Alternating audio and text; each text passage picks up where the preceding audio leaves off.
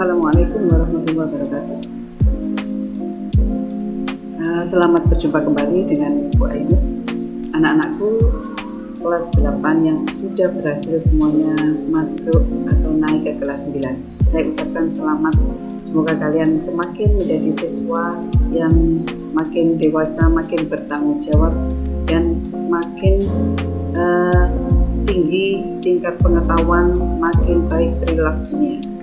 Anak-anakku sekalian, pada tahun pelajaran baru ini, tahun 2020-2021, tentunya kalian sekarang sudah menjadi lebih dewasa lagi. Karena apa? Karena sekarang sudah menjadi siswa dengan kelas tertinggi.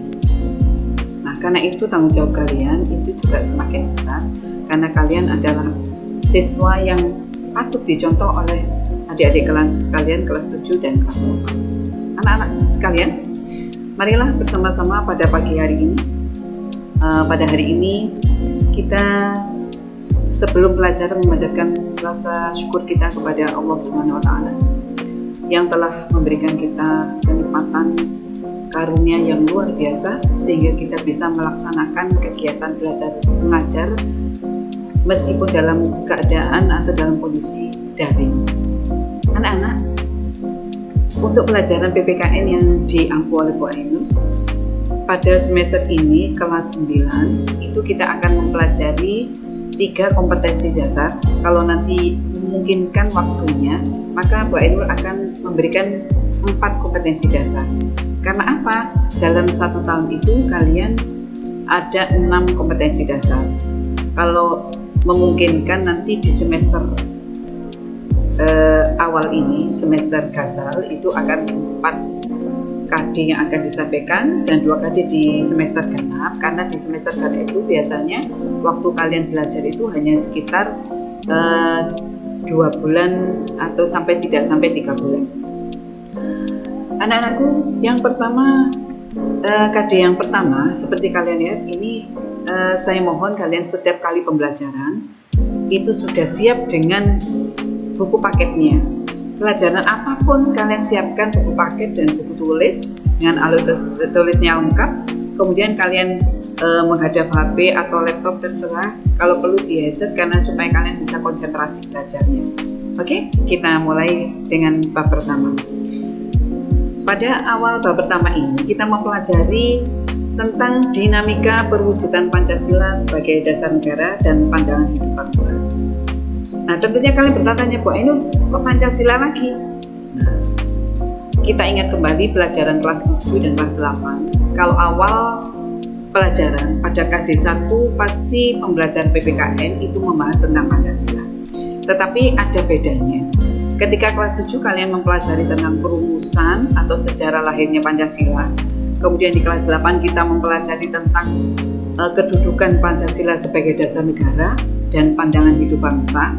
Nah, yang kelas 9 ini kita mempelajari bagaimana perjalanan Pancasila, nilai-nilainya Pancasila, mulai ketuhanan Yang Maha Esa sampai yang keadilan sosial itu dilaksanakan di dalam kehidupan bangsa Indonesia mulai merdeka sampai hari ini. Nah, itu namanya dinamika, pasang surutnya. Ya. Jadi yang kita pelajari, apakah nilai Pancasila itu dilaksanakan dengan sungguh-sungguh mulai sila 1, 2, 3, 4, 5, atau pernah Pancasila itu nilai-nilainya mendapatkan penolakan, mendapatkan perlawanan dari bangsa kita sendiri. Oke, kita pelajari bersama. Nah, kita lihat tujuan pelajaran ini. Apa yang akan harus kalian capai di dalam setelah pembelajaran ini berlangsung? Setelah pembelajaran ini berlangsung, diharapkan siswa yang pertama mampu mendeskripsikan perkembangan Pancasila sebagai dasar negara dan pandangan hidup bangsa. Jadi kalian tahu Pancasila tahun ini dilaksanakan begini, tahun ini, nah ini namanya mampu mendeskripsikan. Tujuan yang kedua, mendeskripsikan dinamika nilai-nilai Pancasila sesuai dengan perkembangan zaman. Ya.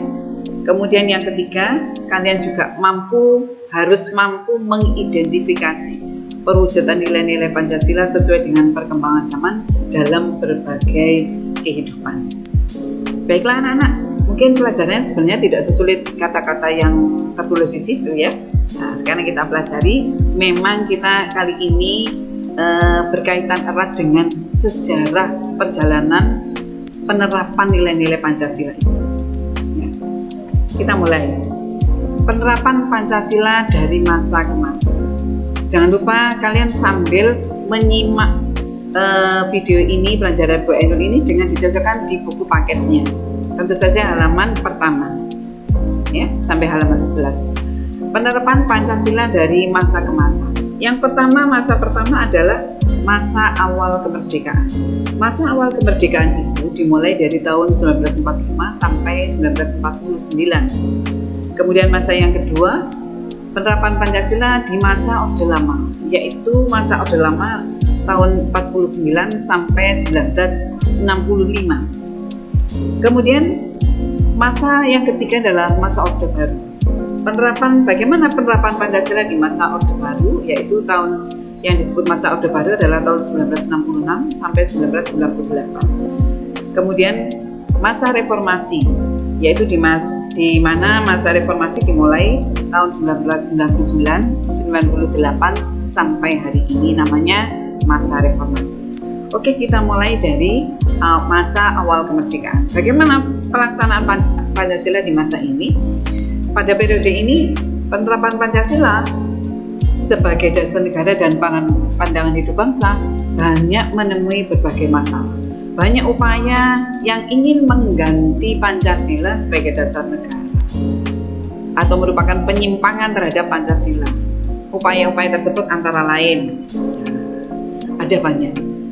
Pemberontakan PKI. PKI itu adalah suatu partai komunis. Komunis itu artinya apa?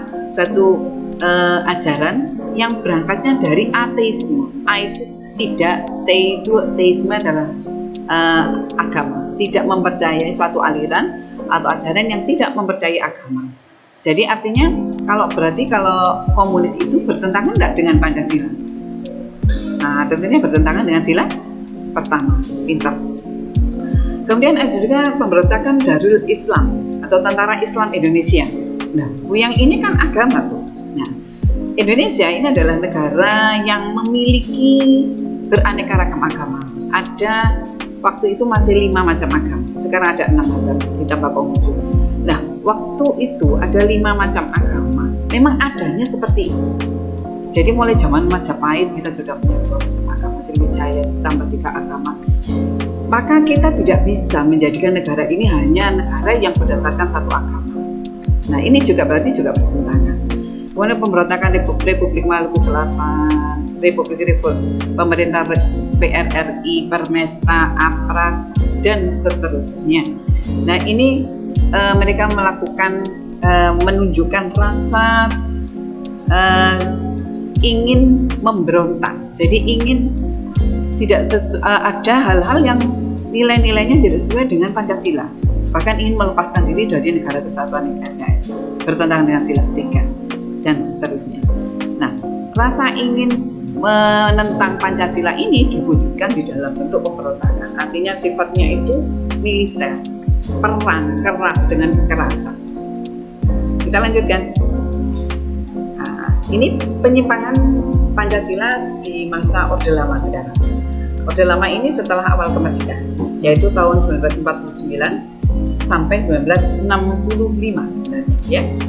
Beberapa penyimpangan terhadap Pancasila dan Undang-Undang Dasar 1945 waktu itu, yang pertama adalah adanya ketetapan beberapa hal yang ditetapkan tapi bertentangan dengan isi UUD 1945. Jadi membuat peraturan sendiri tapi tidak dilaksanakan. Contohnya, Presiden Soekarno ditetapkan sebagai presiden seumur hidup. Padahal di dalam UUD 45 waktu itu presiden diangkat untuk 5 tahun, ya, untuk masa jabatan 5 tahun. Setelah itu bisa dipilih kembali. Ya, oke anak. Kita lanjutkan penyimpangan terhadap Pancasila dan Undang-Undang Dasar 45 tahun Undang-Undang Dasar Negara Republik tahun 1945. Yang kedua yaitu Presiden mengeluarkan penetapan Presiden nomor 3 tahun 60 yang membubarkan DPR hasil pemilu 19 1955. Nah, ini merupakan penyimpangan yang luar biasa. Karena apa? Karena presiden dan DPR itu sejajar. Presiden menurut UUD 45 tidak bisa membubarkan DPR, tapi ini presiden bisa membubarkan DPR. Berarti ini adalah penyimpangan juga terhadap UUD 45. Yang ketiga, presiden membentuk MPRS yang anggota-anggotanya terdiri atas anggota DPR GR, utusan daerah, utusan golongan, yang semuanya diangkat serta diberhentikan oleh presiden. Ini juga suatu penyimpangan. Karena apa? Karena DPR tidak bisa diberhentikan oleh presiden karena mereka sejajar. Ya, ini juga penyimpangan. Dan puncaknya adalah penyimpangan Pancasila. Penyimpangan terhadap Pancasila yang paling puncak adalah terjadinya peristiwa Gerakan 30 September atau terkenal dengan G30 SPKI yang terjadi pada 30 September tahun 1965, yaitu yang menewaskan 7 jenderal, 7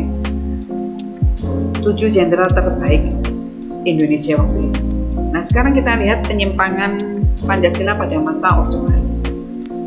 Orde Baru ini kita soroti. Pada masa Orde Baru itu, Orde Baru ini adalah suatu masa di mana mereka memiliki visi, yaitu melaksanakan Pancasila dan UUD 45 secara murni dan konsekuen. Sehingga waktu itu masa Orde Baru dinilai ada keberhasilannya, tapi juga banyak sekali kelemahannya. Kita lihat keberhasilan Orde Baru apa saja. Yang pertama, mampu membubarkan PKI dan seluruh ormas-ormasnya sampai ke akar-akarnya. Kemudian yang kedua, Presiden Soekarno sedikit demi sedikit kekuasaannya berkurang. Yang tadi bisa membubarkan DPR, kemudian juga menguasai MPR dan sebagainya. Sedikit demi sedikit kekuasaannya berkurang, akhirnya lengser dari jabatannya sebagai presiden. Kemudian visi utama pemerintah Orde Baru ini adalah melaksanakan Pancasila secara murni dan konsekuen seperti yang disampaikan Mbak Eno tadi. Kemudian bisa merubah sisi politik, perubahan politik dari sifat otoriter pada masa demokrasi terpimpin, kemudian menjadi lebih demokratis. Kemudian juga pada masa Orde Baru ini, Indonesia berada dalam masa yang aman, tentram, artinya stabilitas keamanan dalam negeri setelah pemberontakan PKI itu bisa diciptakan dalam waktu yang relatif singkat. Kemudian juga waktu itu pembangunan nasional itu tumbuh dengan pesat, ya, yang punya namanya Repelita, rencana pembangunan 5 tahun. Jadi dituangkan di dalam Repelita, yaitu pembangunan yang dilaksanakan secara bertahap dan punya prioritas masing-masing tahapnya. Ini adalah keberhasilan Orde Baru. Namun selain keberhasilannya,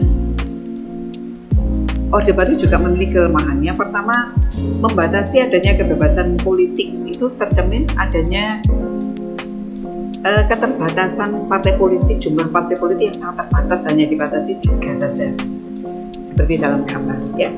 Kemudian kelemahan yang kedua, Orde Baru juga membatasi adanya kebebasan persurat kabar dan kebebasan berpendapat.